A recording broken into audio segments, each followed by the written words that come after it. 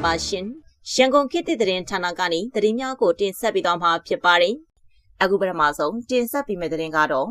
ထိုင်းဘက်မှသတိပေးပြစ်ခတ်တယ်ဆိုတဲ့သတင်းကိုတင်ဆက်ပေးသွားမှာဖြစ်ပါတယ်။စေအုပ်စုနဲ့ကရင်အမျိုးသားသမဂ္ဂလက်အောက်ခံတပ်များအကြားတိုက်ပွဲများပြင်းထန်စွာဖြစ်ပွားနေရမှာလက်နက်ကြီးများထိုင်းဘက်ခြမ်းသို့ကြားရောက်လာသည်ဟုထိုင်းစစ်တပ်ဘက်မှအတည်ပြုခဲ့ပါတယ်။နိုဝင်ဘာ21ရက်ည7:00 နာရီခန့်တွင်အမျိုးအမည်မသိရသောလက်နက်ကြီးကြီးတောက်မဲဆောက်ခရိုင်အတွင်းကျေးရွာတရွာရှိဟင်းသီးဟင်းရွက်စိုက်ခင်းနဲ့ကြာရောက်လာပါတယ်။ထိခိုက်ဒဏ်ရာရရှိမှုမရှိတော့လဲအိမ်နှင့်ကားတစ်စီးအနှဲငယ်ထိခိုက်ပျက်စီးသွားသည်ဟုသိရပါတယ်။ထိုင်းဘက်မှအချုပ်ချအာဏာကိုကာကွယ်ရနှင့်ပြည်သူများဘေးကင်းလုံခြုံရေးကိုစိတ်ချရစေရန်အတွက်နှစ်ဖက်ထိတွေ့မှုဆိုင်ရာစည်းမျဉ်းများနှင့်အညီထိုင်းစစ်တပ်က9မိနစ်အတွင်း120မမဖြင့်နှစ်ဖက်တိုက်ပွဲများဖြစ်ပွားနေသည့်ကြားရှိကွင်းပြင်သို့ချိန်ရွက်ပြီးသတိပေးပစ်ခတ်ခဲ့သည်ဟုသိရပါတယ်။ထိုင်းစစ်တပ်ဘက်မှအခြေအနေများကိုမျက်ခြေမပြတ်ဆက်လက်စောင့်ကြည့်နေသည်ဟု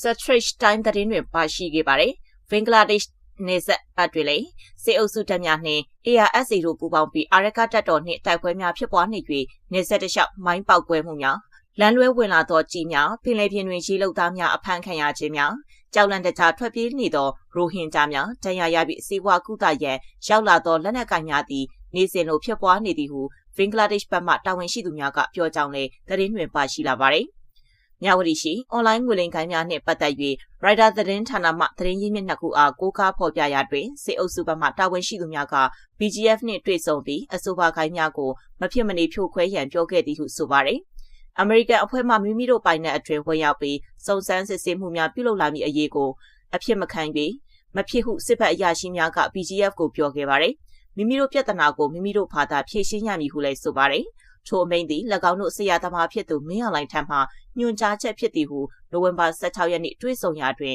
သတိပေးခဲ့ခြင်းဖြစ်ပါတယ်။အွန်လိုင်းငွေလိမ်ကိုင်းများကြောင့်နိုင်ငံတကာတွင်တိုင်းပြည်အကုန်သိက္ခာကြီးအကျယ်ထိခိုက်ခဲ့သည်ဟုဖန်အန်တွင်စစ်ဘက်အရာရှိများနှင့်တွေ့ဆုံရာတွင်ပြောခဲ့ပါတယ်။၎င်းစကားကိုကြားရသူအပေါင်းအဖို့အခုမှအိယာကနိုးလာခြင်းပေလို့ဟုတွေးနေကြမည်လည်းဖြစ်ပါတယ်။ထိုစခန်းများမှလူများတစ်ဖက်နိုင်ငံသို့ထွက်ပြေးနေကြထွက်ပြေးသူများကိုသက်ဆိုင်ရာနိုင်ငံများမှလေရင်နှင့်လွှတ်၍ခေါ်ထုတ်ကြနှင့်အုပ်အော်တောင်းနှင်းဖြစ်နေကြချိန်တွင်စေအုပ်စုဘက်မှ၎င်းတို့နှင့်မဆိုင်သည့်အလားတုတ်တုံမြမလုပ်ဘဲအမေရိကန်မှ Strike Force အဖွဲ့ဖွဲ့လိုက်ပြီးဆိုသောသတင်းထွက်လာမှမင်းအောင်လှိုင်သည်ကမျောသောပါအဖြစ်ရောက်လာပြီးနှိမ်နင်းရမည်ဟုပြောလာခြင်းဖြစ်ပါတယ်။ရွေးကောက်ပွဲမတိုင်မီပြက်ပြက်သားသားနှိမ်နင်းရမည်ဟုလည်းပြောကြောင်းအဆိုပါသတင်းရင်းမြစ်များကပြောပါတယ်။၎င်းဤလုံရက်ကြောင့်အဆိုပါရာဇဝတ်ခိုင်းများနှင့်စစ်ဖက်ပါဝင်ပတ်သက်နေမှုအပေါ်နိုင်ငံတကာမှတန်တရားများကြီးထွားလာခြင်းပင်ဖြစ်ပါတယ်။နိုဝင်ဘာ21ရက်တွင်တော့စစ်အုပ်စု၏မီဒီယာများမှ BGF နှင့်ပူးပေါင်းစစ်ဆေးရေးတွင်အစာအုပ်ပေါင်း180ကိုဖြိုဖျက်ခဲ့ပြီးနိုင်ငံသား1000ကျော်ကိုထိန်းသိမ်းခဲ့ကြောင်းကွန်ပျူတာအလုံး2653လုံးမိုဘိုင်းဖုန်း21750ကိုသိမ်းဆည်းရမိသည်ဟုသတင်းထုတ်ပြန်ခဲ့ပါတယ်။နိုင်ငံဖြတ်ကျော်ရဇဝတ်ခိုင်းများနှိမ်နင်းရေးကမ္ဘာလုံးဆိုင်ရာပနာမအစီအစဉ်၏အကြီးတန်းကျွမ်းကျင်သူဂျေဆင်တာဝါကအမေရိကန်၏အေဂျင်စီပေါင်းစုံပါဝင်သောလိမ်လည်မှုစင်တာထိုးစစ်ဆင်အဖွဲ့ Scan Center Strike Force ဖွဲ့စည်းလိုက်ပြီးဟုကြေညာခြင်းသည်အခြေအနေကိုလုံးဝပြောင်းလဲပြည့်မည်အရာ